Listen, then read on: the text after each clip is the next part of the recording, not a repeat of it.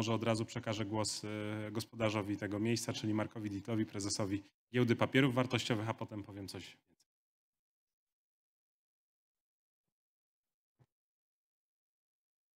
Thank you, Piotr. And welcome to the Warsaw Stock Exchange. It's not the usual place where IMF is presenting its regional economic report, regional economic outlook, but also we live in quite special times. Actually, this venue, the stock exchange, is quite closely linked to the Ukraine. For those who are not that familiar with the capital markets, 75% of the MSCI Ukraine index constitutes of companies listed with us. So we are really very close to Ukraine. And also what we witness here in our capital market is a great deal of support for Ukraine. Even so, in a general public opinion, you would perceive brokerage houses as quite greedy. And even our members, our investment firms here, they offered one-day trading revenues to the Ukraine. And of course, we released them from the fees for the exchange. We as an exchange, we offered 0.25% of our last year revenues for cash aid. And you won't believe me, but almost half of our employees in different forms supported Ukraine, offering their houses, volunteering for food distribution at the Polish-Ukrainian border. And also in our premises here, we offered a special space for Ukrainian fintechs. They are currently being supported by the Polish agency for investment.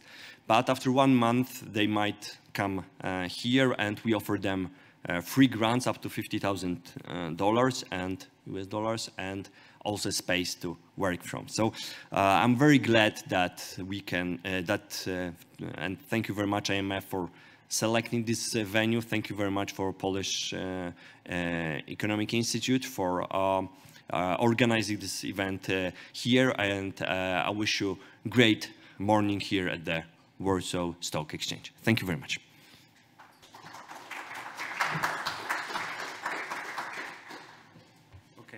So hi once again. I'm just going to be brief because there's a presentation and then I think an interesting panel of great analysts who are going to talk about the future of the economy in Central Europe. So I guess it's one of the most deeply discussed topics currently, as the standards of living are under threat, as the inflation rate among Central European countries is one of the highest in 20, 30 years. And also when monetary policy, once again, is at one of the most important moments in its history, also in Central Europe, but also in Europe as a whole. So I'm Peter Ark, head of the Polish Economic Institute. Thank you very much to the Warsaw Stock Exchange for hosting us once again for a different debate, also a one international. Thank you to the IMF and Nadim Ilahi, who decided to cooperate with us on having this discussion. And I think it's deeply needed. As with the discussions on economic sanctions on Ukraine, on Russia, due to the barbaric aggression of Russia, and the sanctions of Russia, of the Russian sanctions that were imposed on other European countries, and we face many challenges together with the energy market, which then can create higher inflation and further decreasing the standards of living of Europeans. But also, we discuss this because it's needed to be prepared for any economic sanctions that Russia can impose on the European Union, as with decreasing the number of the amount of gas which is coming to Europe, which one could expect this autumn.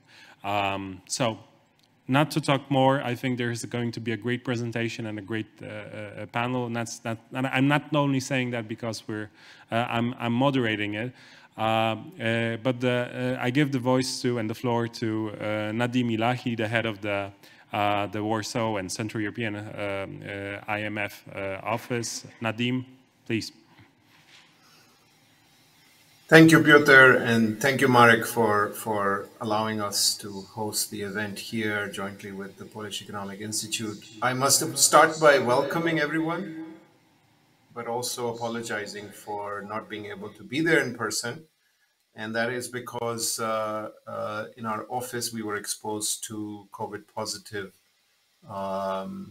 risk, and we decided to self-isolate, and that isolation ends tomorrow. So health comes before anything else. So that's why I decided to stay and join remotely. Let me just say a few words about our regional economic outlook. It is an exercise that our team in Washington does once a year. This time was exceptional because of the circumstances of the war. And so it was done also in the spring. But it's a once a year exercise where we take a broad brush at the regional trends and regional outlook and risks. So this is not specifically about any single country. I know there is a temptation to discuss Poland issues. Let me just say that's part of our bilateral surveillance, which also happens once a year in a different cycle, and that's the time to discuss Poland issues. I hope we will have a discussion on issues that have arisen as a result of the war in Ukraine on Europe as a whole and this region in particular. So let me just pass on the baton to Gabriel, my colleague from Washington, who is one of the authors of this report and will lead us through its main findings. So Gabriel, over to you. Thank you.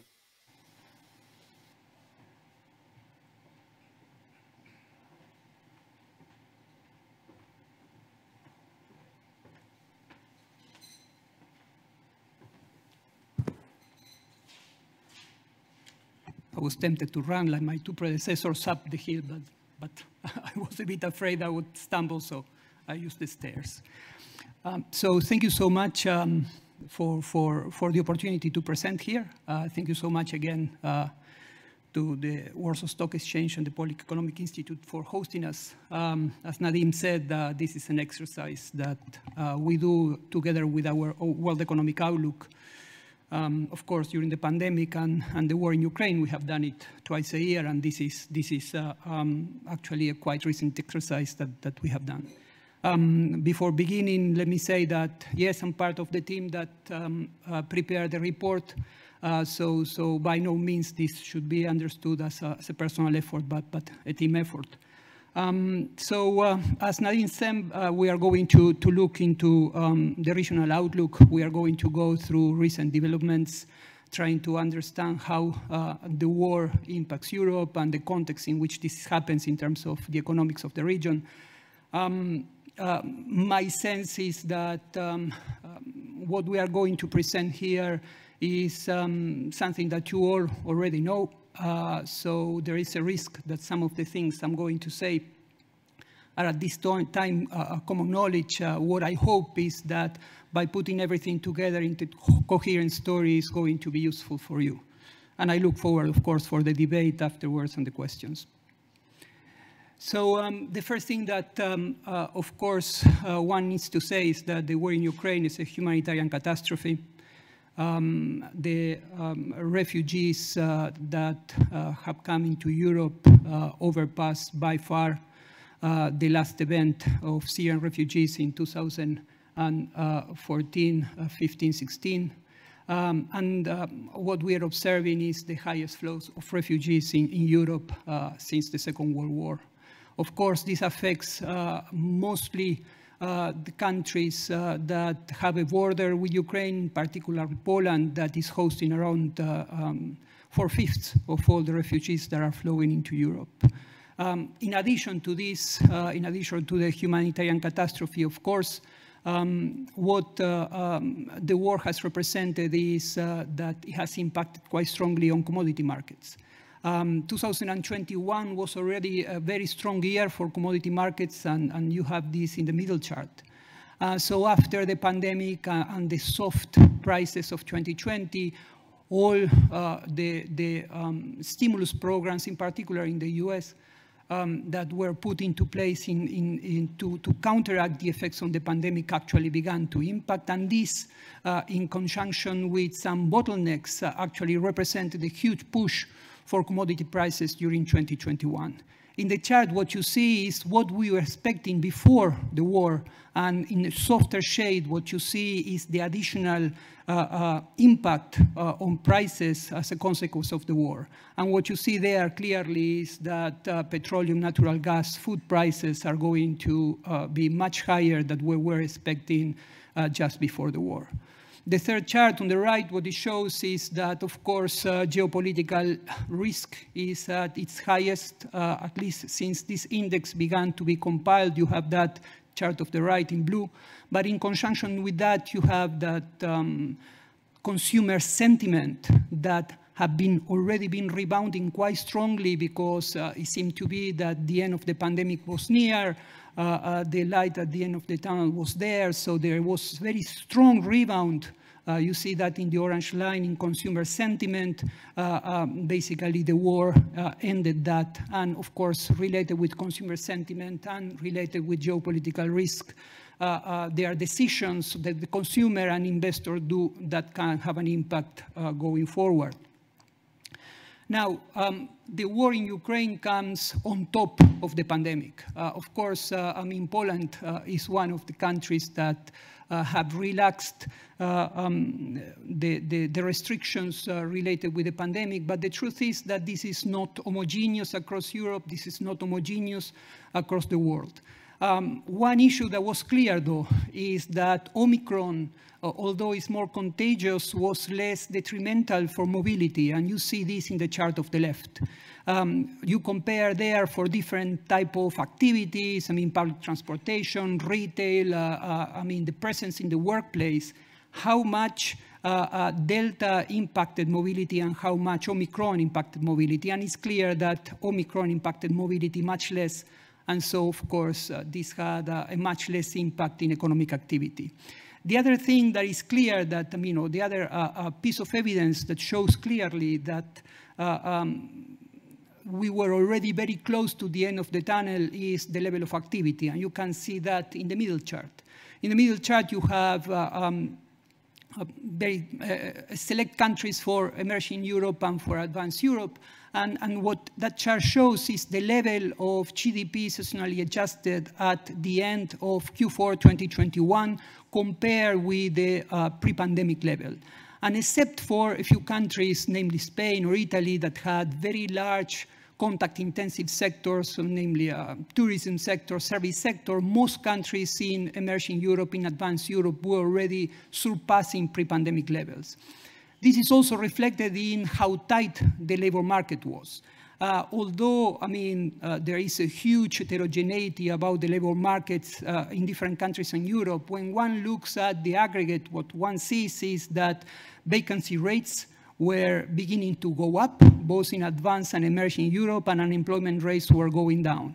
There is something, of course, that, I'm not showing this chart, but it's in the analysis that we present in the Rio, that is related with a quite differential impact on work in the goods sector and work in the service sector. Of course, the number of hours worked were still not up to pre-pandemic level in many countries, because even for 2021, there's still some sectors that were subjected to COVID restrictions. But what we expected, at least before the war, is that this was going to normalize. And together with very strong employment in the goods sector, clearly the labor market was tightening.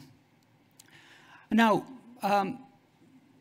tighter labor markets, strong stimulus packages, increasing commodity prices were creating, together with supply bottlenecks associated with the pandemic, in particular coming from China, were increasing delivery times, and you can see that in the chart of the left.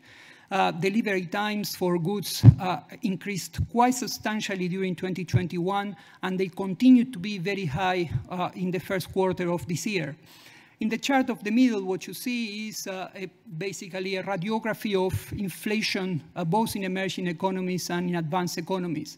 And what the chart says is clear that most of the inflation, both in emerging economies and advanced economies, was explained by commodity prices, meaning food, gas and electricity, and energy.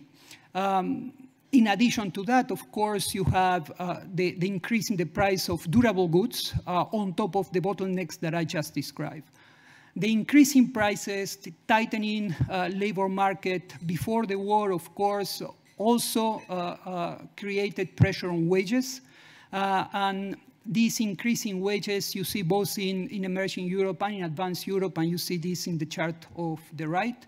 And of course, this, before the war, what we were expecting is that one of the main risks, and as a matter of fact, we think continues to be one of the risks that the region faces, is that because of prices, there was going to be quite large demands for wage increases, and that we can have a wage price spiral that in the current context of a supply shock can create quite a few challenges for policymakers down the road. Let's go now to the outlook. And before going to the numbers themselves, let me focus a bit on the chart that we show there. So in the chart, we have basically emerging Europe and advanced Europe, the two main groups that we analyze. And if you see the dotted lines are the trend for growth before the pandemic. Then we have the darker full lines, and this is what we were expecting before the war. And then we have the full lighter lines, that is the projection now after the war. And so what you can see is that before the war, there was still some difference in the medium term expected before the pre-crisis, let's say the pre-pandemic trend, and the levels that we were expecting. But the gap was closing. There was going to be some scarring. This was clear because with the size of the shock that the pandemic represented, it's very difficult that there was not going to be some economic scarring. But this scarring was projected to be lower in part because of the very massive stimulus and the very massive support packages that were mailed in both sides of the Atlantic, let's put it like that. But after the war, what is clear is that this has represented a setback for growth. And the issue is that, again, the increase in prices that we expect to be persistent, I mean, the energy prices, food prices that we expect to be persistent for Europe as a whole, except some exceptions, that it is a region that imports energy, that imports food, is going to represent a supply shock. And so clearly represents a setback to what we were expecting before. For Europe as a whole, we expect growth to be lower by a significant amount, 2%, but Europe, of course, includes all the conflict countries, and so that should be taken with a grain of salt. For advanced Europe, we expect a reduction in growth by 1 percentage point with respect to what we were expecting before the war. Let me see if I find there it is. So we were expecting right now a 3% growth, 1% reduction what we were expecting before the war. For emerging Europe, including Russia, Ukraine, Belarus, countries that are affected directly by the conflict, of course, the reduction is massive, excluding the countries affected by the war. The reduction is quite significant as well, around 1.5% with respect to what we were expecting before. For inflation, we actually took us a little bit of time to understand at the IMF how permanent, not permanent, but how persistent inflation was going to be. If you see on the chart again, let me first focus on the chart on the right. What you have there is an attempt to show our forecast revisions across the road. So what you have there is what we were expecting 1 year ago in April 2021 and how those expectations changed as we understood that inflation was going to be more persistent. So our initial story in April last year was inflation is going to be, it's going to show a comeback, it's going to be high, but it's going to be mainly a temporary phenomenon, and we expect inflation to already be decreasing by the end of 2021. We were proven with time that maybe we were on the optimistic side, and so we revised our projections, but by October, I think that we got it actually right. By October, we had more or less understood that inflation was quite persistent, that was going to be quite significant in 2021. But then, if you remember at the in the first slide, we were expecting commodity prices to actually ease, and so the main source of the push-up in inflation in 2021, we expected that this was going to be gradually eased, and for inflation then in 2022 to also go down. Of course, the war in Ukraine changed this scenario completely. It represented a very, very strong shock to commodity prices, and so the darker part of those columns represents our new revision of inflation for 2022. And so what we have is that, of course, in emerging markets where the share of energy, of food is larger in CPIs, the revision is going to be quite significant. And for emerging economies, and for advanced economies, sorry, is going to be quite significant as well. Now, maybe we can take a minute just to put this in context and look at the countries that are in the middle of the conflict. And if you remember a couple of slides ago, I showed you a chart with these dotted lines, the full lines in different shades to show scarring output loss with respect to pre-pandemic trends. For Ukraine, I don't have to explain that this is a complete catastrophe, and we are trying to do a projection in these current circumstances is very difficult. What it is in our World Economic Outlook right now is that GDP in Ukraine is going to contract about 35%. And just looking at this from the production function approach, from the production side, of course, this is the counterpart of destruction in infrastructure, very, very painful decreases in human capital, and of course, with destruction in infrastructure, movement of people internally and moving of people outside of the country, the way these factors of production can interact is going to be affected as well. So efficiency is an understatement that is going to decrease as well. We are not projecting beyond 2022.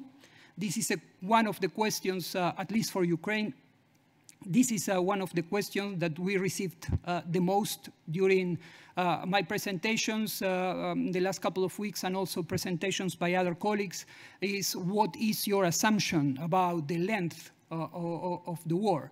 And the short answer is we don't know. What we are assuming in our baseline is that the conflict affects 2022, but that all economic variables begin to normalize gradually already in 2023. This is an assumption.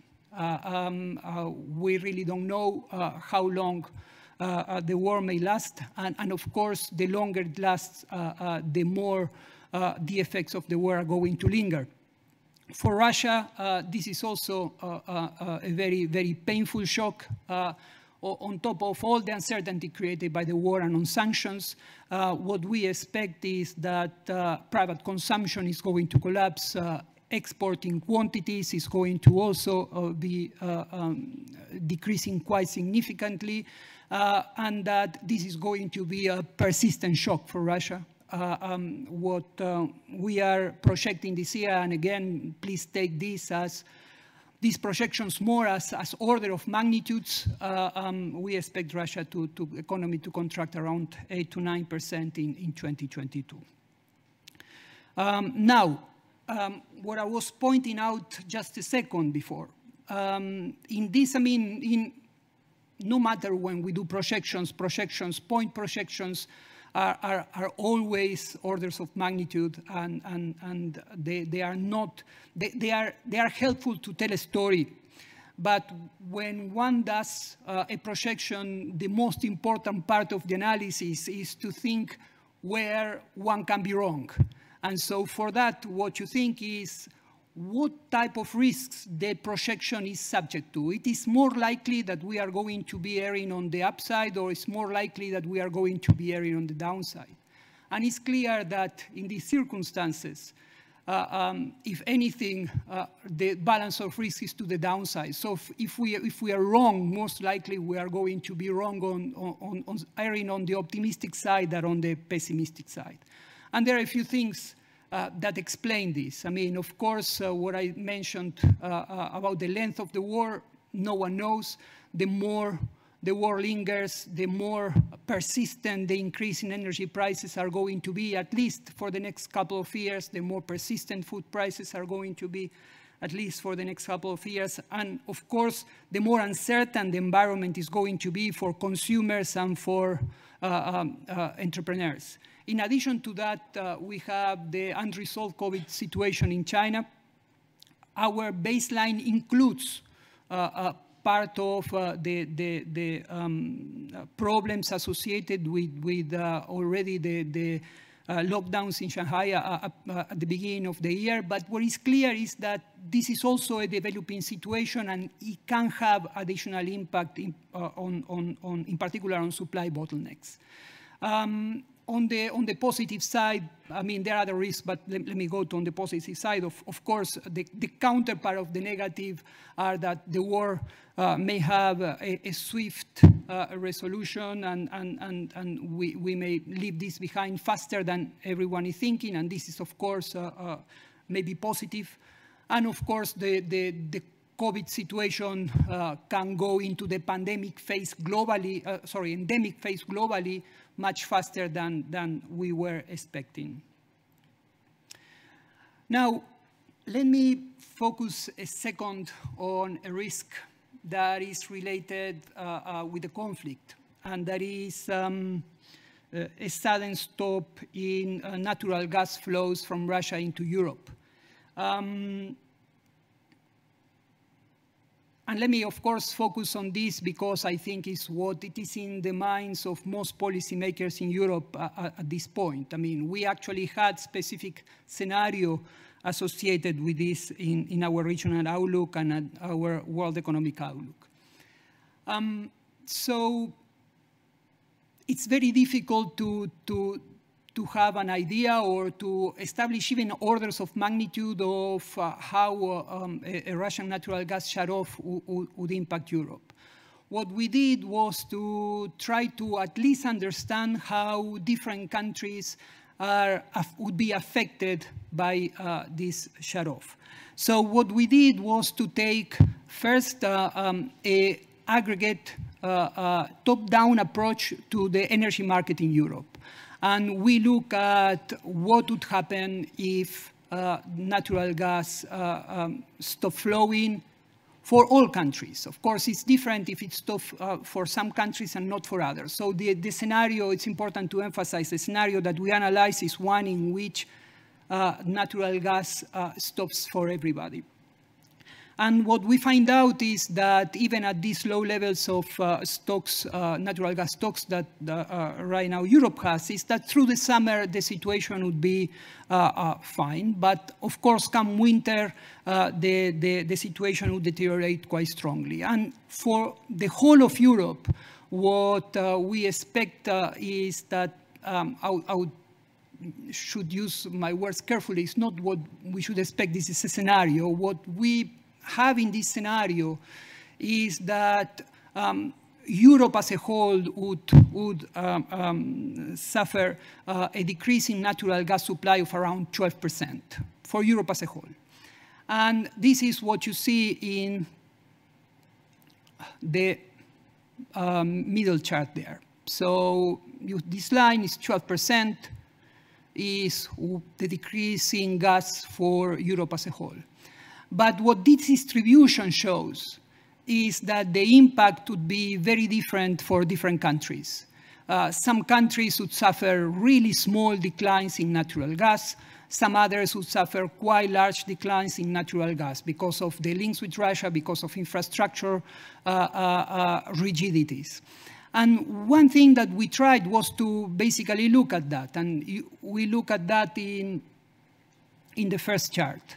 So in this chart, what we showed is we put together a dependency index, and in the x-axis, what we show is how much of domestic supply natural gas imports from Russia represent. And clearly, I mean, there are a few countries that would be more affected in case there is a shutoff. And these countries, you know them very well, are countries in mostly in Eastern Europe and in Central Europe in particular. What is, I mean, our overall impact, average impact for Europe? We use different models for this, and what we find is that Europe as a whole would be affected between 2 to 3 percentage points of GDP because of this shutoff. But please take this with a grain of salt because, for instance, in the case of Germany, there are so many studies putting losses from less than 1% to around 6 to 7%. So uncertainty is very large. The fact that uncertainty is very large is also something that policymakers should take into consideration. In addition to that, in this scenario, of course, prices of natural gas would be much higher than they are right now. And so countries would have yet an additional layer of price pressures. And what the chart in the right shows is that countries that have larger shares of food and energy in their CPIs will suffer the most. Now, let's go to the last couple of slides in the presentation on what is our advice on policies.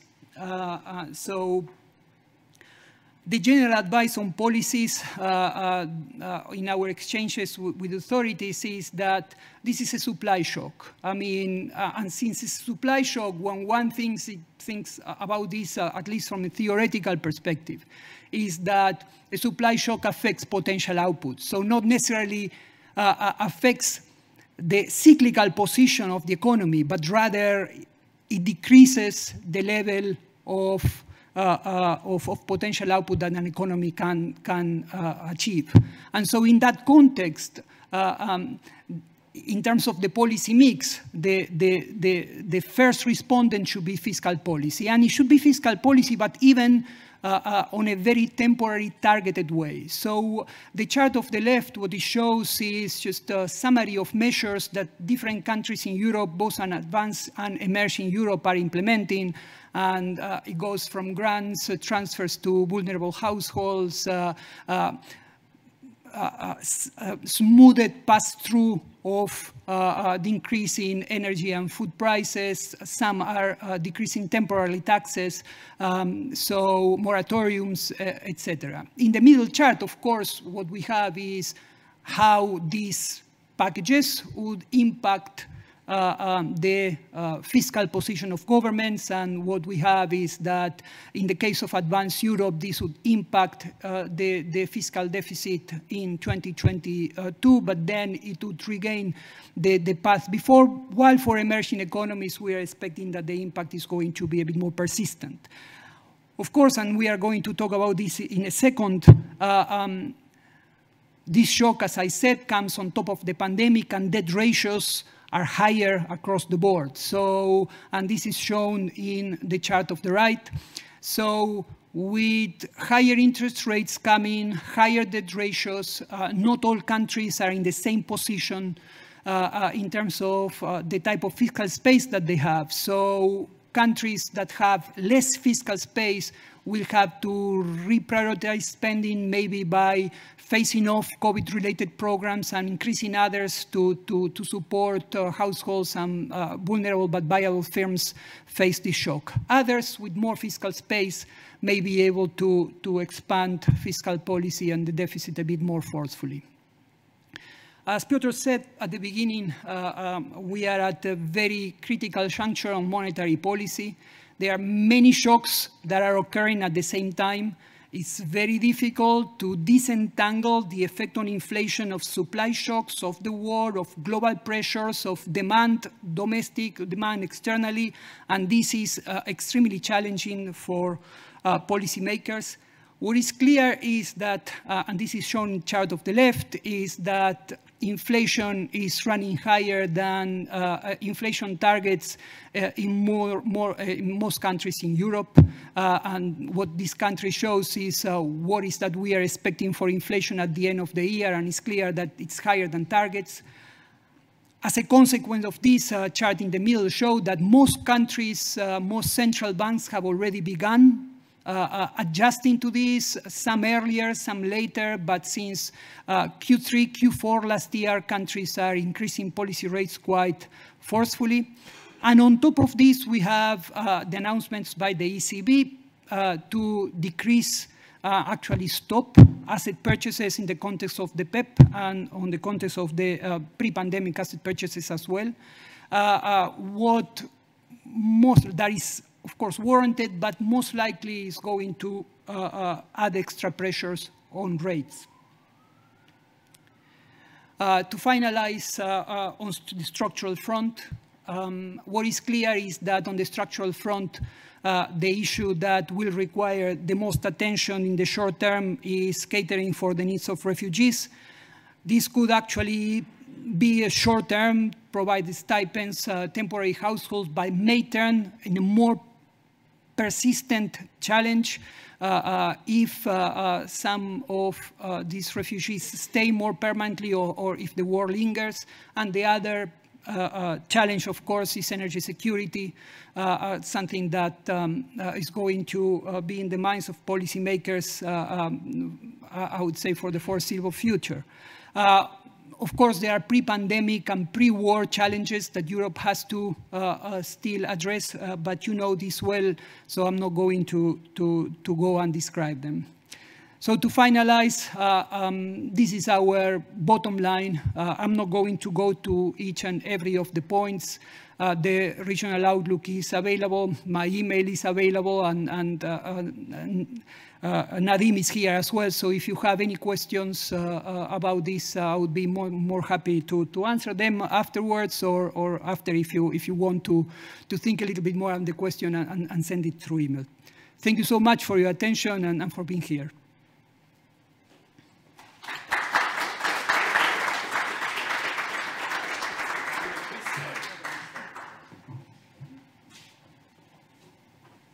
Okay, so now for the, I think, hopefully as interesting part as the previous one. So the presentation of the report, you can all, I think, download it using the codes you get. It was also available in the invitation that we sent out.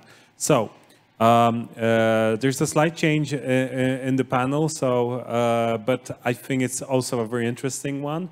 I want to welcome all the other panelists: Gabriel Di Bella from the IMF, Marek Roskrut, the chief economist from EY, also currently on a more regional role, I think, and also Paweł Dobrowolski, the chief economist of the Polish Development Fund. Not Paweł. There was some Paweł Borys. There was some difficulties today with the scheduling and calendar. Yeah, it's also a Paweł. Also Christian Boba, the member of the board of the Central Bank of Romania, who's here with us. Please sit down. Paweł. Okay, guys. As we saw that there are different challenges, together with Marek on the sidelines, we had some comments to your presentation, Gabriele. that we thought. There's also the Fed policy that is somehow also present in the European affairs. So it somehow changes whatever we think.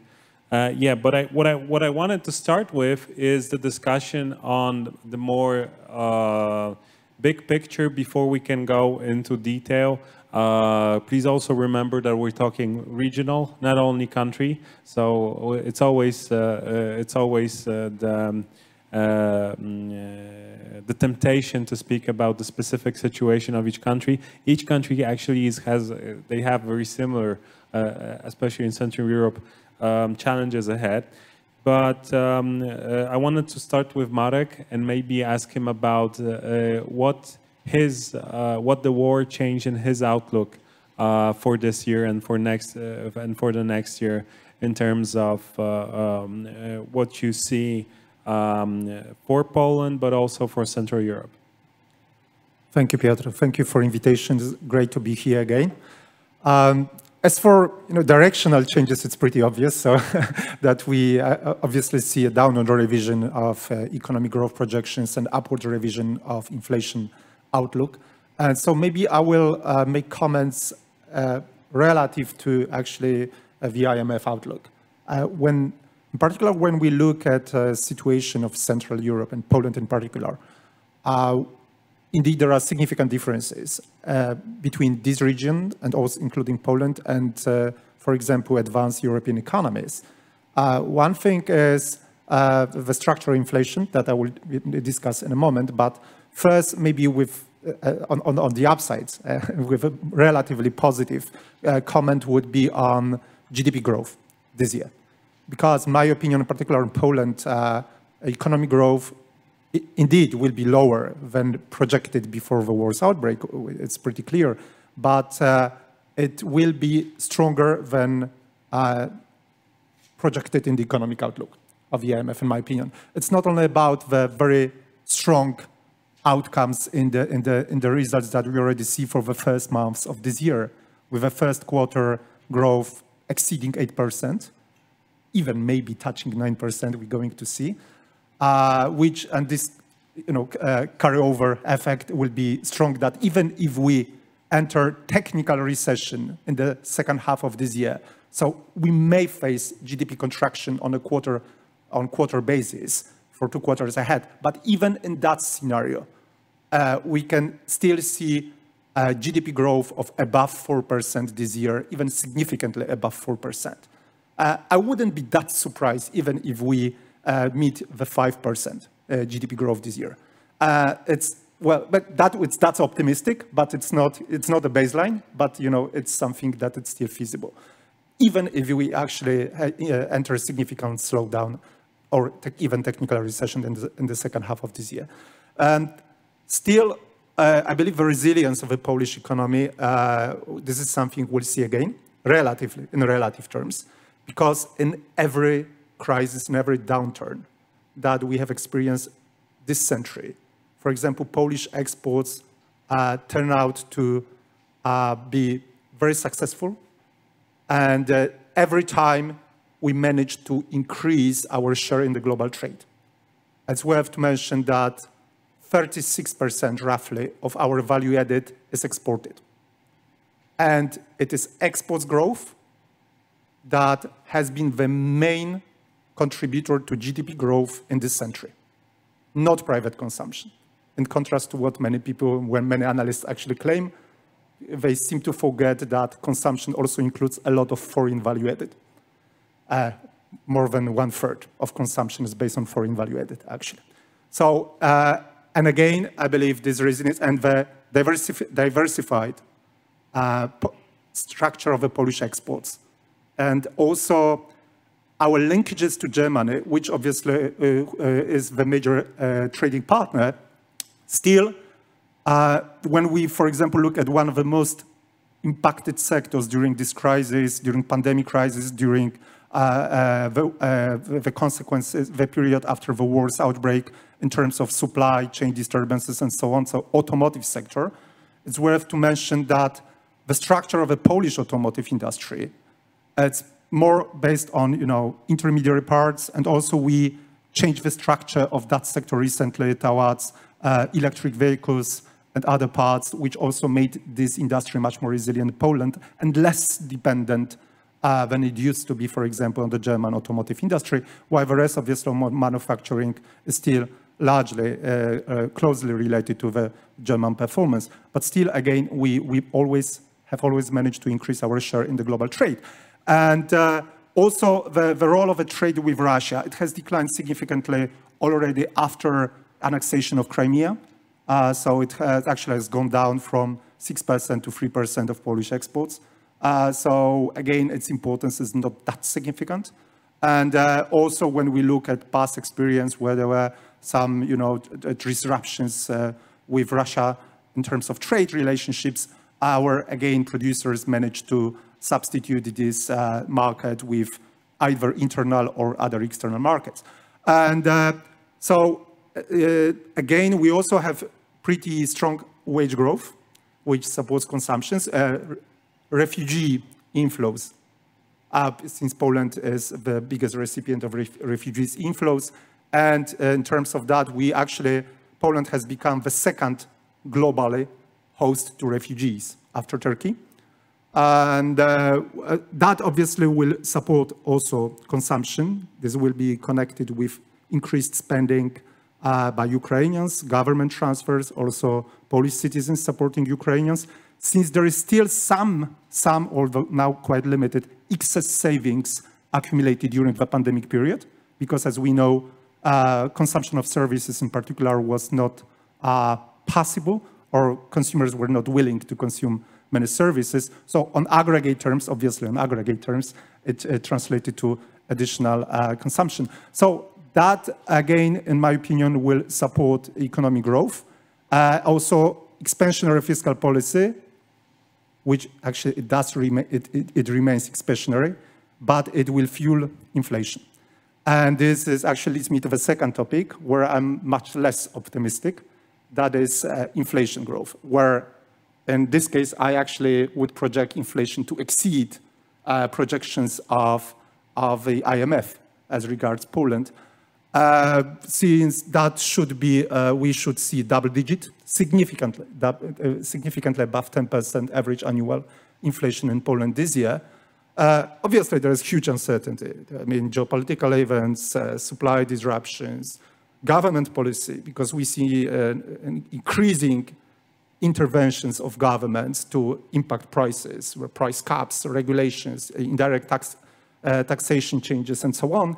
So in particular, we don't know when a so-called anti-inflationary shield will be withdrawn, which would change, again, inflation readings by 2 to 3 percentage points. My actual expectations is that it will not happen this year, and it may not happen before parliamentary elections next year, because that would actually fuel inflation figures, which would be, well, maybe not that easily acceptable.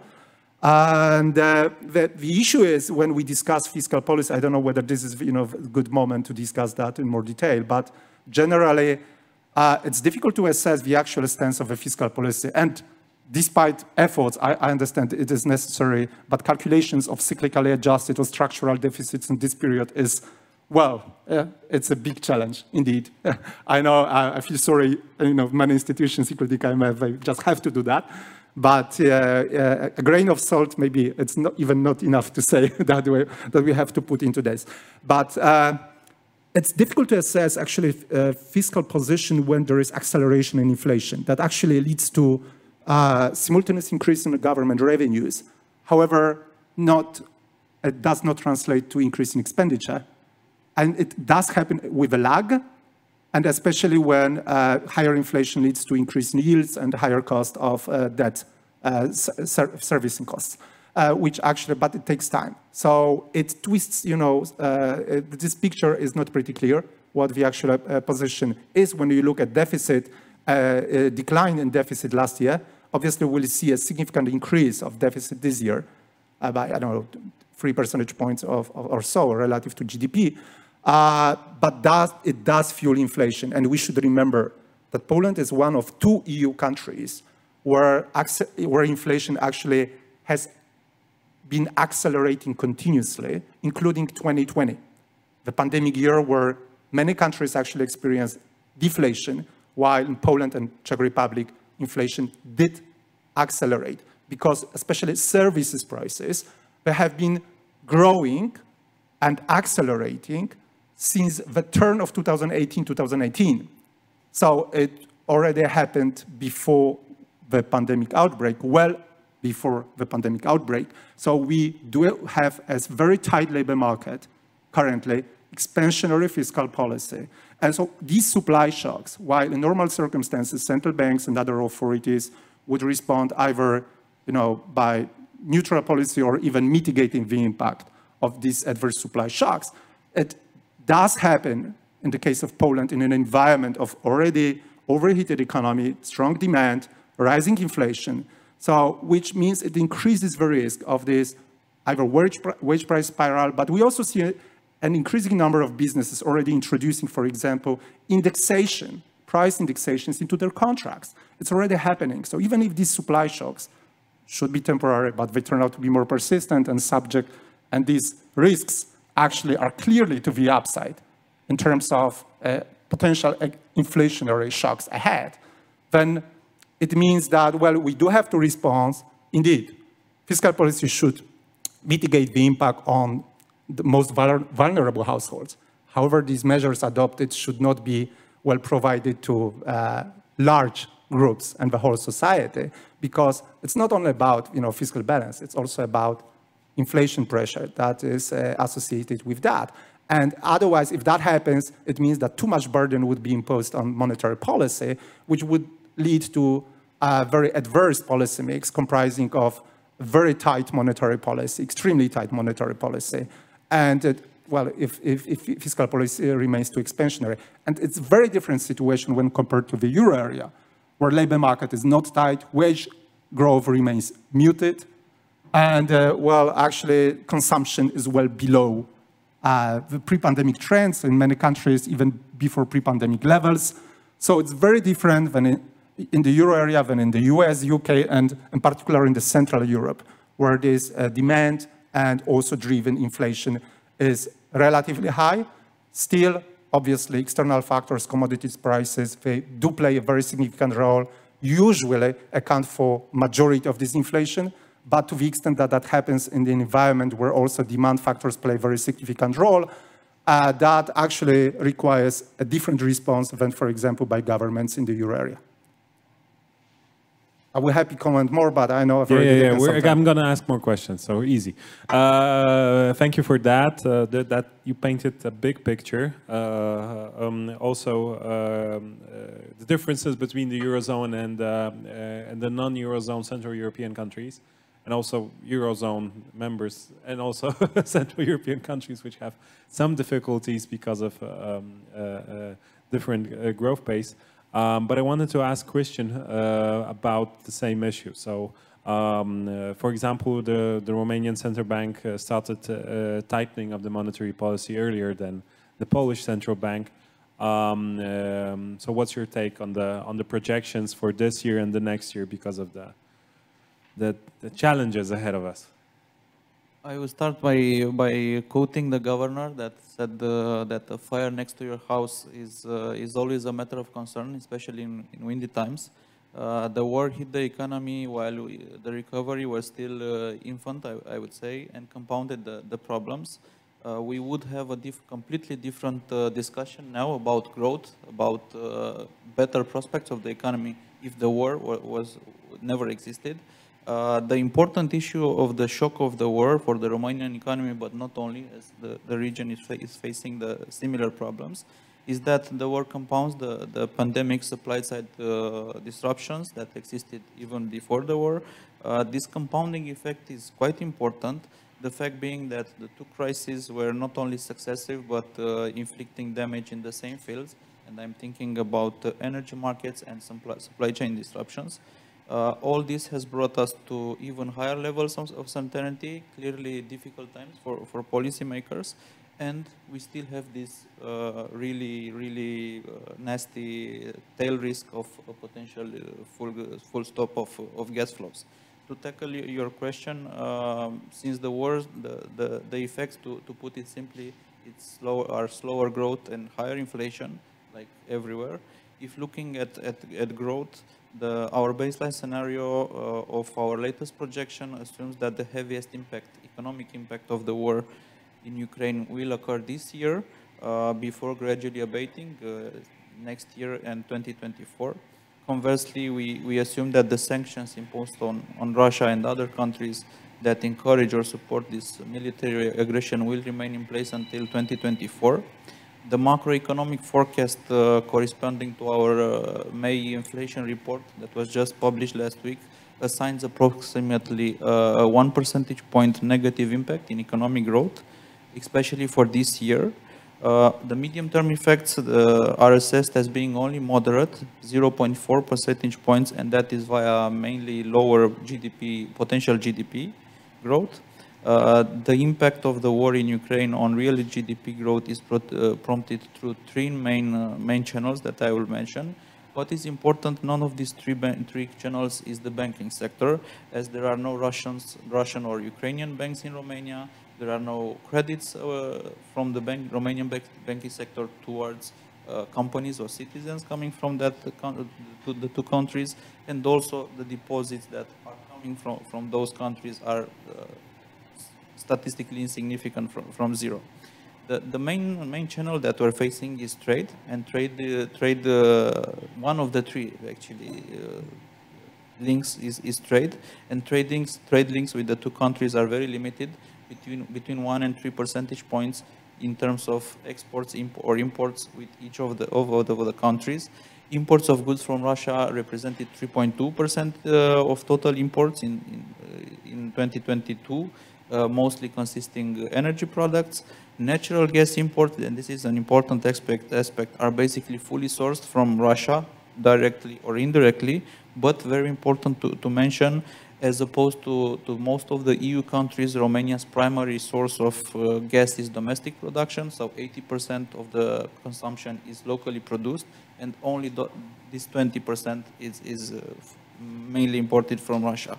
Also for crude oil, Russia's importance in the import mix is smaller, 26%, but the economy's dependence on imports is more pronounced, around 70%. Imports from Ukraine are of lesser significance. They are made up only, they have made up only 1.4 percentage points of total imports of goods. Exports towards Russia, 1.4% of total. Exports of goods to Ukraine, 0.9% of corresponding aggregate figure. So relevance of direct external demand channel is rather subdued. Where I want to go with this is about the more important indirect trade channel. 74% of Romania's exports go to Europe, such as so the effect of the war's negative demand shock on our European counterparts and on the EU economy could entail less Romanian exports, or also impacts from in the regional value chains and transportation, and this could be, and we see them to prove significant. The second channel is the commodity price channel. Increasing energy prices will further exert negative influence, even though we are much less dependent on energy imports. Still, the price effect is the same for everybody, as the commodities are internationally priced. And at the same time, we also have positive developments like exporting wheat and sunflower oil. The third channel is the economic sentiment channel. The latest data in March indeed saw a decline of the employment expectations indicators, but at the same time, the aggregated SE indicators continued to improve for the fourth month in April. Moreover, adverse effects associated with the war tend to constrain FDIs via the confidence channel, and this brings me to the current account deficit, which is a vulnerability for Romania. Moving on to inflation, we just published our latest inflation report. Inflationary pressures deepened in size while widening in sources, in effect eroding households' disposable incomes. now also causing second round effects, which we are fighting with. We already take measures for 1 year, monetary policy measures. The figures are not nice at all. We have two-digit figures. In terms of headline inflation, the peak should be seen in this quarter, around 14.2%, quite a lot considering our inflation target. But also a negative development. The core measure should peak at the end of the year. This is due to these second round effects, due to the price effects that we're seeing in agro commodities. And also by the end of 2021, we were already seeing like half of the annual inflation rate coming from energy price effects. Close to 80% of the increase in inflation was coming from this energy shock. The macroeconomic forecast corresponding to our latest inflation reports assigns approximately 2.3 percentage points impact in annual CPI coming from the military conflict.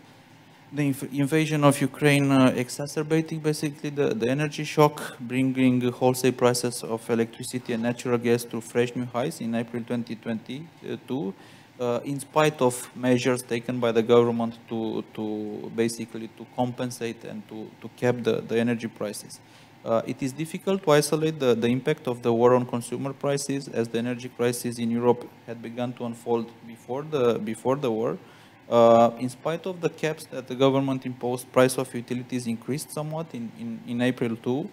The energy shock is estimated to have brought at least 2 percentage points to the core measure of inflation via the company's costs since July 2021, and would have added 6 percentage points to the headline CPI via the direct impact if it wasn't for the aforementioned support scheme.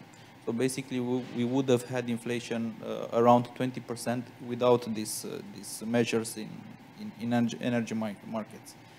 Inflation expectations have also deteriorated markedly, with analysts now reporting CPI rates exceeding our upper band of the corridor. Prices of other commodities have also extended their rally, most notably agri-food, but also metals. And it's important to mention here that the CPI basket in Romania has the highest weight of food, 33%, the highest weight in Europe, an important aspect also for us in our decisions. So as a consequence, we expect core inflation to increase further this year on the short term, entering double digit in the third quarter due to these processed foods that hold quite a large contribution. Over the medium term, should a tense geopolitical situation prevail, these inflationary pressures might stem from a heftier decrease in disposable income, basically jeopardizing both consumption and investments. And also a depressed external demand would imply downside risks to our inflation forecast. Important to mention, if you look at our forecast, there is a hump in the middle of the next year that is due to the capping scheme that will expire by then. A substantial increase in prices, around 4 percentage points impact in CPI, but this is already accounted. And to conclude my answer, when we talk about inflation, it's important to mention that in the managed float regime that we are practicing, the Romanian leu has had one of the most stable developments in the region after Russia invaded Ukraine. And in this context, the exchange rate hasn't significantly contributed to the recent accumulation of inflationary pressures. And I would close here and maybe continue with the next question. Yes, thank you. That's a lot of to digest actually in terms of information, especially the one on the 4 percentage points of increase due to the capping scheme next year of the CPI. Well, the same question somehow also targeted at Pavel and also maybe somehow linked with the energy sector, because Poland is one of the few, together with Bulgaria, countries which was actually sanctioned by Russia, not receiving Russian gas this year, which we actually are quite proud of. And it was pretty much expected. Yeah, it was also expected, but also we are ready. Yeah, so how this affects the Polish Development Fund projections and whatever is being needed this year and the next year? Before we get to energy, I'll add maybe a bit of commentary to the information we've already heard. We're a lot more positive on the impact of refugees on the economy in Poland. Yes, there will be a decrease in savings economy-wide, but possibly a large positive supply shock to the economy. If you look at the beginning of the Russian invasion of Ukraine in 2014, until 2014, the number of Ukrainians working in the Polish economy was pretty small, perhaps 100, 200,000 a year. After the invasion, the number increased to over 1 million each year. They would rotate back and forth between Ukraine and Poland, but we could assume that the labor supply of Ukrainians in Poland was about 1 million. That's pretty large, in fact, huge for an economy where the overall labor supply is probably around 17 million. In fact, it probably saved our economic growth in the years 2015, 2018. Right now, after 2014, that's right, the initial invasion when Russia invaded Ukraine and took Crimea and the eastern parts of eastern Ukraine. Now, nobody knows what will happen this year. We know that over 2 million Ukrainians have entered Poland. Perhaps 1.5 million remain. It is estimated that 100 to 200,000 are already working, again, in the economy the size of Poland, a not insignificant number. The refugees themselves declare that they want to go back to Ukraine as fast as possible. And while we hope that may be possible, the reality on the ground is even if the Ukrainians defeat the Russians this year, the Ukrainian economy is devastated. And there may not be jobs and, in fact, housing for them to go back to. So even if these refugees plan to go back, they might be here on a long-term basis. And since and again, we can't project from the previous wave of 1 million, but since 100,000, perhaps 200,000 are already working in our economy, it might be possible that we are in for another positive supply shock over the next year or so. Poland is obviously a small, open economy. I'll get to energy, but there's so many interesting, important points as well. And Poland is obviously a small, open economy, and what will happen in Poland over the next year or two will, to a very large extent, be determined outside Poland. Fed's monetary policy, for one. If you look at the history of economic and, in fact, social and political crises in Poland, every time in the last half a century, the Fed's interest rates have reached a local maximum, we had quite significant economic problems, with the exception of the last two increases, which weren't that large. But Polish citizens will know that things like the Radom events, the Gdańsk events, martial law, these were all serious crises for Poland, and in fact correlated with the increases in the Fed funds rate. Which brings me to a very important, perhaps, medium-term point. The difference between developed and developing economies is both tend to achieve at certain points in time relatively high interest rates of high rates of growth, but it is the developed economies which maintain consistent growth over time.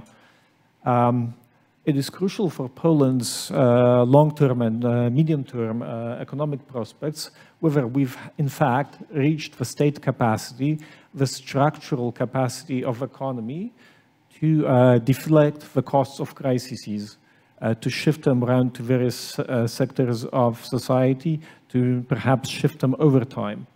The last few increases in the Fed funds rate have not been that huge, so we don't know, but perhaps Poland is, in a structural sense, becoming a developed economy, not just in terms of the various rankings it has been put into. Another important factor will be the growth rate of the German economy. Germany is obviously our biggest trading partner. If there will be a recession in Germany next year, that will impact our exports. Now, we've had a rather good series of crises so far. Both COVID, but also the recent crisis have not been that too bad for us. For example, when we think about exports, the recent crises have been positive shocks, in fact. First of all, the global shift from buying services to buying goods was beneficial for Poland. We're a large exporter of goods. Also, the shortening of supply chains was beneficial for us. And the most recent investments in inventory by corporates worldwide, again, were a plus for us. Whether we can maintain that to a large degree depends on the state of the German economy. If there will be some growth or not a large recession in Germany, our exports will be fine. But if Germany were to enter a higher recession, we would have problems. Energy.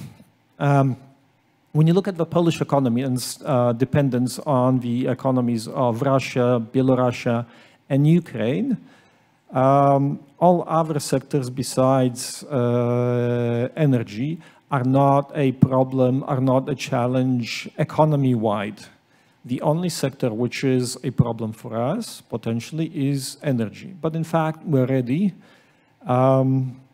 Thanks in some part to Russia's embargoes or quasi-embargoes in the past. We've had in the past times when our crude oil supply 100% came from outside Russia.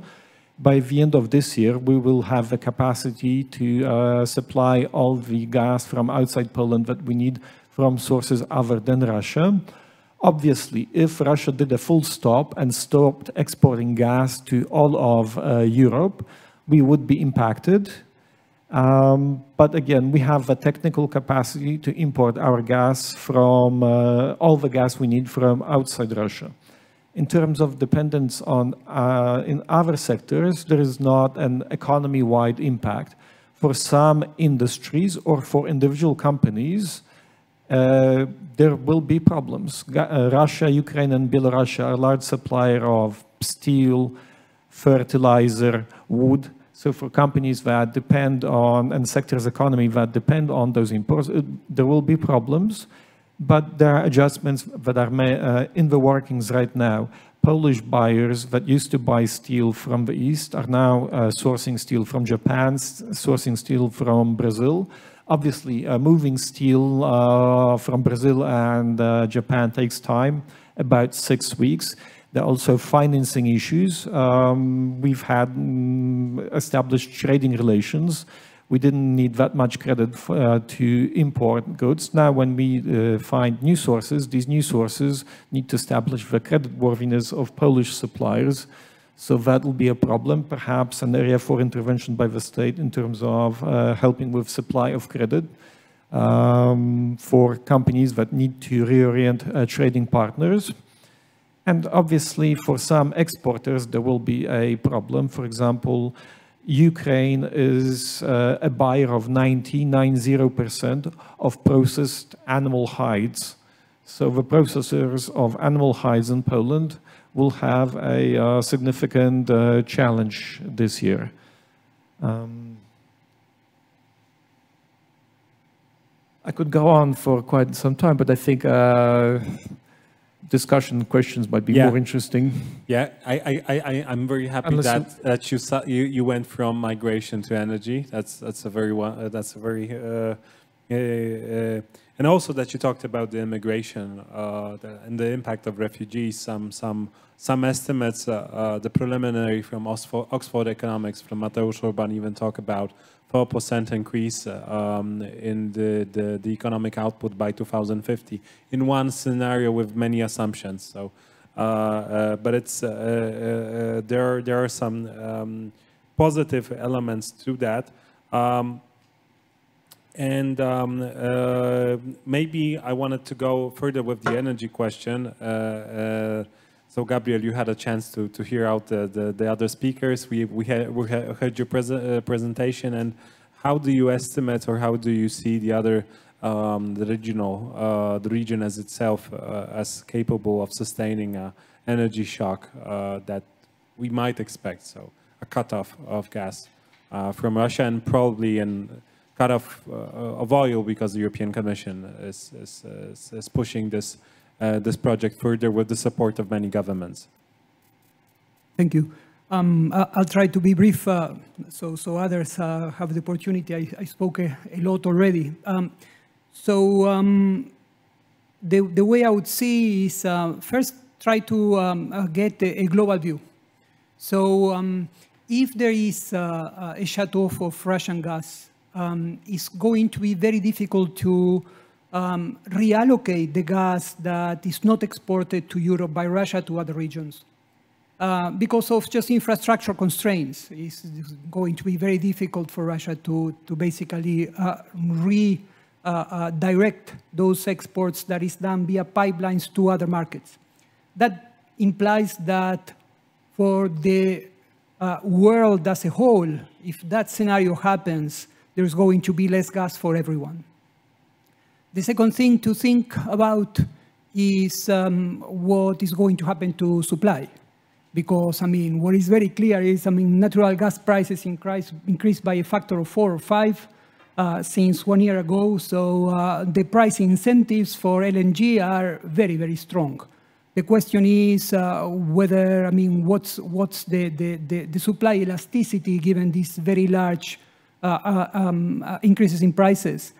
And it's, I mean, right now, I mean, the US clearly has expanded LNG production quite a bit in the last few years, but in the very short term, it's going to be very difficult to increase LNG supply further. So in the very short term, I mean, we are thinking about the 6 to 12 next months, not beyond that. Beyond that, of course, a different mechanism are going to begin actually working to help countries and the world absorb the shock. But in the next 6 to 12 months, there are going to be higher prices, of course. That's very clear. And then the question goes, and we have to think about the situation, the particular situations of each of the countries in terms of being able to secure lower gas supply. There are going to be, of course, some reallocation from LNG from Asia to Europe, but still probably not enough. First thing is to think about gas intensity. So how much of the total demand of energy of a given country is sourced by gas. And this actually is quite different across Central and Eastern Europe. In Poland, actually, it's less. In some other countries, it's more. So in the case of Poland, I think it's something around 11% or 12% of total energy needs are met by gas in countries like Germany or Hungary or Slovak Republic. These numbers are actually in the order of 25%. So they rely more on gas. The second thing to look at is how much natural gas is used for electricity production. This is also important. Third thing is how much of the total natural gas of a given country is sourced from Russia. And there, basically, what I would do is refer you to the chart of the presentation. We are going to have some countries in Europe, those with more reliance on Russia, those with more reliance on gas, that are going to experiment large decrease in natural gas supply. Some others, like our colleague from the National Bank of Romania said, are going to suffer less because they either produce their own gas, or they are less reliant of Russia, or they use gas less intensively for electricity production, etc. So I would base, when one thinks about the potential impact, the cross-country impact, I would think that it's going to be heterogeneous. Some countries are going to suffer more than others, and so it's very important in this context to think about solidarity agreements between countries in Europe that would allow them to maybe distribute those losses a little bit more fairly. Thank you very much. Just to point out to everybody, we started with a bit of a delay. So theoretically, we would be ending at 11:30. So I'm going to add 10 minutes to the time spot. So we're going to have a chance to have a second round, and then we can have a short Q&A with coffee and some biscuits during the foyer. So yeah. Going to Marek Roskroot, maybe on the same issues, because I see you wanna add something to this discussion. But I also wanted to chip in the question on the efficient policy response this year. So many of the governments we saw decreased or capped some of the taxes. This is also what some of the advanced economies in the Eurozone are also trying to impose because of the higher inflation rates, so higher also on the voter side, and there are many elections ahead. The one of the biggest topics in French politics this year was introducing regulated prices, so which is quite significant if you come from a country that has some communist past, so that you hear regulated prices introduced in the whole of the economy. Yeah. But what other responses would you say, and especially in connection between the fiscal and monetary policy? Yeah, I would combine that with medium-term challenges, that actually the series of recent extreme events, they actually made clear what challenges are ahead. But also maybe just one very brief comment on Fed policy, because one additional factor that we need to account for is that since inflation is largely driven by commodity prices that are denominated in US dollar, tightening of policy by Fed, which obviously they face strong internal demand, consumption fueled with fiscal stimulus, which also drives inflation of non-energy goods, which are largely imported to the US. So appreciation of the US dollar helps to contain inflation in the US. However, it squeezes out inflation out of the US to other countries because of this exchange rate channel, which in this environment plays a very important role and makes the job for central banks in Europe even more difficult in this context. So, and if exchange rate channel plays a role, it means also that credibility of countries such as Poland does play a role. So in this context, I believe that while fiscal policy, in fiscal policy, we do have to support most vulnerable households and support the economy. Again, as already mentioned in my first intervention, the measures that we adopt are actually too generous because they apply to a large share of society, even higher income households, while at the same time, the challenges that are pretty clear, they actually, increase the need to increase spending on, refugees or migration policy, more generally, healthcare policy, which has been made clear by pandemic, digitalization, energy transition, and so on, and defense spending, right? So we have a lot of areas, critical, strategic areas that do require involvement of government, not only the private sector, while at the same time, we face the problem of containing inflation. And in this medium term, while again, in the longer term, I see a lot of positive upsides, a lot of upsides for the Polish economy. Improving supply of labor has just been mentioned by Pavel. While we hope actually our Ukrainian neighbors will be able to come back home and be back and support the Ukrainian economy, many of them will stay in Poland, supporting also labor supply, because we should remember that net of that, this decade, population aged 20 to 64 was projected to decline by more than 7% in Poland. So it's a huge, actually, contraction combined with the aging of population. So migration is a critical, actually, factor that could help mitigate the impact of unfavorable demographic developments. And additional factor, I believe, might be pretty favorable. While I was pretty skeptical about the scale of nearshoring after the pandemic, because of other regions being also cost competitive, more cost competitive than Poland, Now, this additional geopolitical factor needs to be taken into account in diversification strategies of supply chains by many companies. So in this context, when we account for both NATO, EU membership, and infrastructure in Poland, high-skilled labor, then I believe that positions us very well in terms of nearshoring and even increasing the share of, increasing our role as a supplier to Western European and other countries. But it also requires, support of government in many areas, including energy transition, including climate policy, and to some extent, and digitalization to some extent. But at the same time, if we spend a lot, and especially conduct fiscal policy in a way that we have done for the recent period in terms of significant huge transfer, reducing taxation in the time of already overheated economy, strong demand and high inflation, it may actually lead to, well, increased costs that we are going to pay, for example, next year.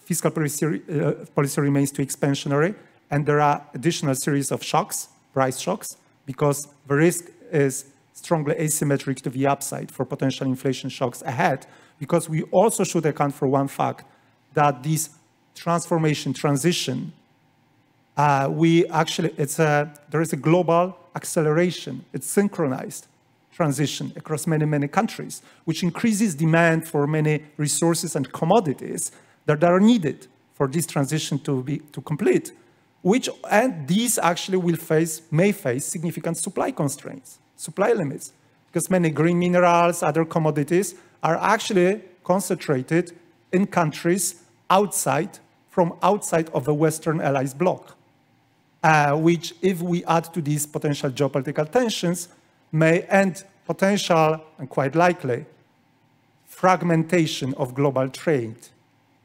into geopolitical blocks, even if not formal, but it will happen, which actually, and if we account for these differences in terms of supply of commodities, where they come from, while there will be increased demand for those, this actually will increase the risk of additional supply bottlenecks that may continue over this transition period before we reach resiliency and stronger performance of different economies. So in this context, I believe we should be very careful, especially if we account for political cycle, because we, at least formally, we have parliamentary elections scheduled for the next year. If during that period we continue expansionary fiscal policy, while that may come at the cost of limited ability to increase expenditure in the strategic areas I just mentioned. Thank you very much. And quite similar question, but also, Gabriel had this wonderful chart showing green and red elements on the positive and on the risk side of the projections for Central Europe. And I wanted to ask you, Pavel, so do you see with the risk side a stagflation? So you both agreed that there's a poor positive impact. So the economy is still on a positive note. Nominal growth, probably, I don't know, 12, 13, maybe 15%. Real terms, more between 4 and 5 this year. This is what I saw and digested from the panel. But with the additional risk, do you see a stagflation, a possibility for Central Europe or for Poland? Clearly, war is a stagflationary shock. In terms of Poland and some countries in the region, inflation is a longer-term phenomenon. It's just not just COVID or war. Inflationary expectations and inflationary phenomenon have been on the rise for half a decade in Poland right now. I'd tie that with some mid-term issues in terms of structural growth, state capacity, social capacity. Obviously, when you look at the data, it's clear that inflationary expectations, inflationary phenomenon have been on the increase for half a decade. When you take a longer term look, you notice that institutions that have to do with inflation have been perhaps changing. What I mean by that is in Europe, we tend to, in simplified terms, think of two ways to run a monetary policy, a North European and a South European, for lack of a better term. A decade ago, when we had the 2008-2009 crisis, the debt brake was changed right when it was supposed to act. And obviously, the arguments were very good. If you use a debt brake when you need to increase spending to offset a possible recession, then you'll cause a bigger recession. But what that did was decrease, perhaps devastate the credibility of a debt brake in Poland. Now, that's a very short-term look. I would leave you with a hypothesis that for 3 decades, on average, Poland has been growing very well. In fact, we've had an amazing 3-decade streak of economic growth, but the growth did not reach all sectors of society. And political pressures being what they are, they've caused a long-term shift, which is changing our institutions to broad-based distributional programs. And while that is very necessary right now, as Marek has mentioned, having broad-based interventions every time there's a crisis is very expensive. And one of the things that differentiates developed from less developed economies is the state capacity to address programs to those in society that need them most. Poland is building its state capacity. I mean, to give you one example on refugees, all the data we have on refugees has been very inadequate based on various sort of estimates. Right now, finally, the Ministry of Labor is putting together a system that will measure the labor outcomes of immigrants almost in real time, which again does wonders for your ability to know what's going on with the economy. Right now, we're guessing the numbers of people in the economy. So I'd say investing in state capacity to address social programs is a midterm challenge which we must rise to if we are to become a fully developed economy. Another one, just briefly, is the energy sector. And the green transformation is fine, but was based on a premise which is no longer tenable. But a shift to solar, the shift to wind was to be in the interim supported by an increasing reliance on gas. The assumption was that Russia was going to be a safe and credible supplier of gas. That is no longer true. Luckily, we in Poland have a pretty large coal sector, and I posit this to you as a my own, not the view of my institution, but my own analytical views.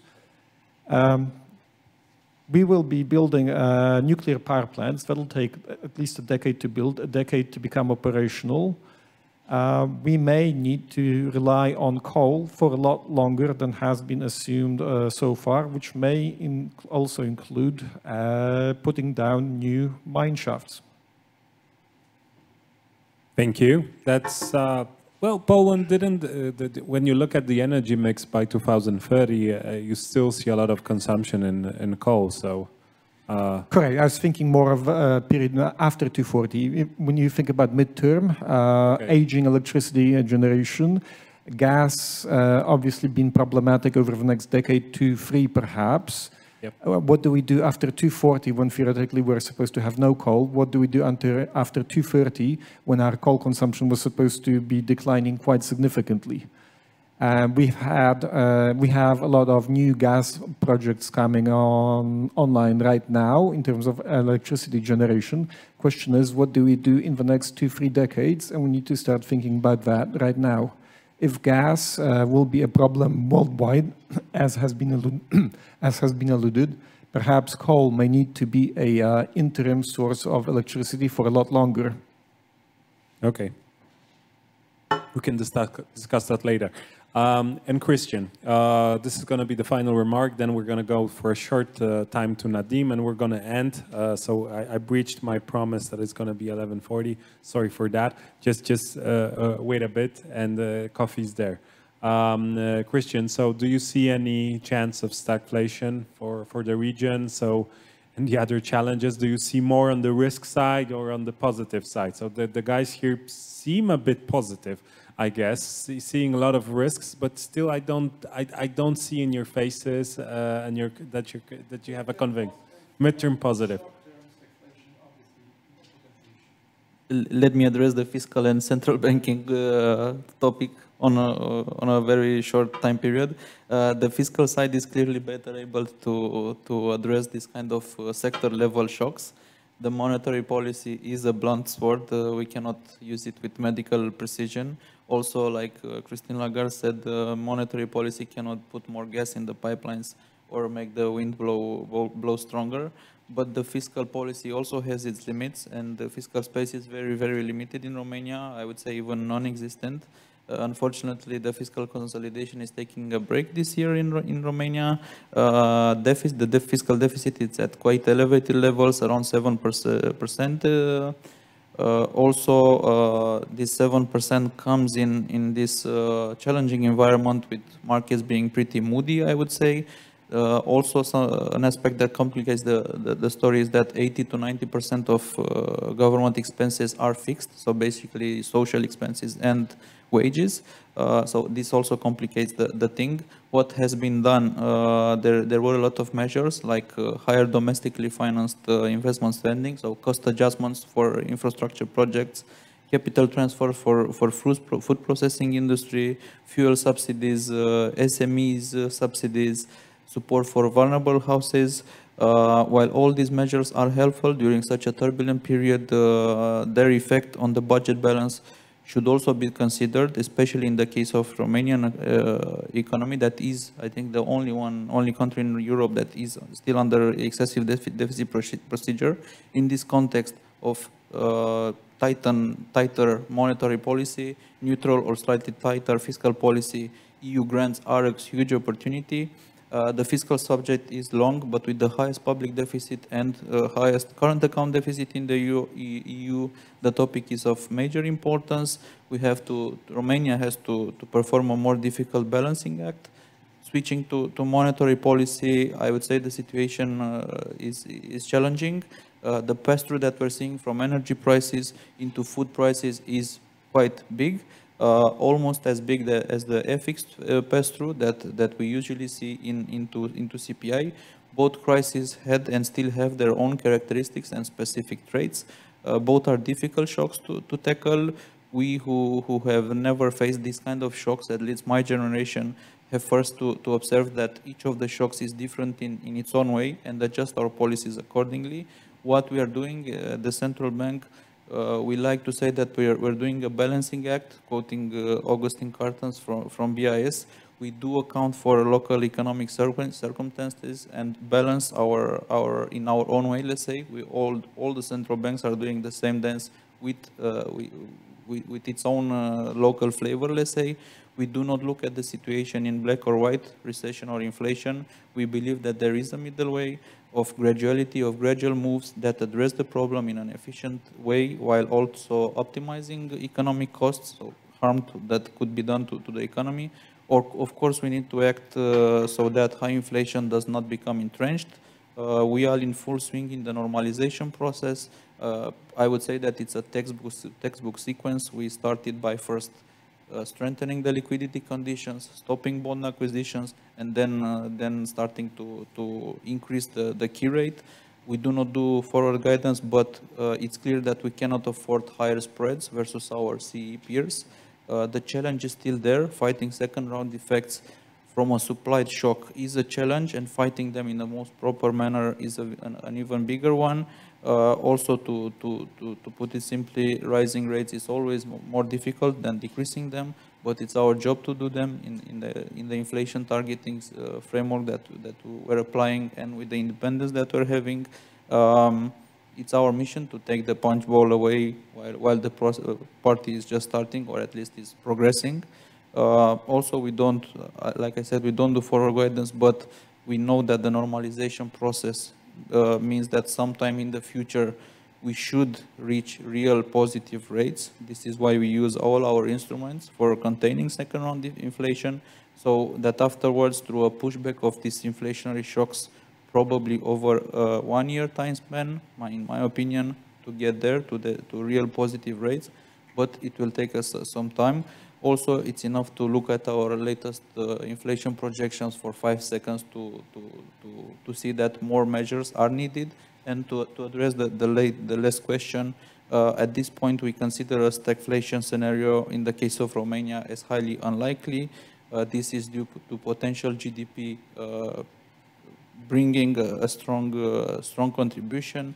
On the component side, the domestic demand will be the main driver, but also net exports will have a slight positive contribution. So it's not our baseline scenario. It's stagflation. Okay, thank you. That's a relief, actually. That's nobody sees stagflation, because I heard a lot of economists in Poland exactly saying that there's stagflation is a possible scenario. So not that many agreeing about that. We're closing the panel, so thank you very much to all the panelists, and I give the floor to Nadim. Oh, yeah, Nadim. Sorry for being a bit late, and yeah, the closing remarks are yours, and then we're gathering here for coffee, and we can have some Q&A also, because probably some of you gathered here have some questions. Thank you. Thank you very much, Piotr. It's been a very enriching discussion. I've been watching very intently, listening.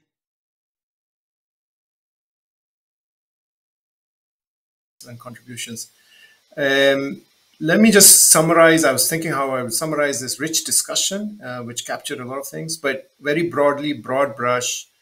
As we know, and as the regional economic outlook shows, war is a negative for growth and has resulted in spikes in inflation. It's rising inflation coming also from commodity shocks. It has certainly created uncertainty among economic agents, but also among economists in terms of how to project. But one of the things I'm picking out in this is an interesting point was the indirect trade channel. These countries especially of Central Eastern Europe, did not have many direct trade links with Russia, Ukraine.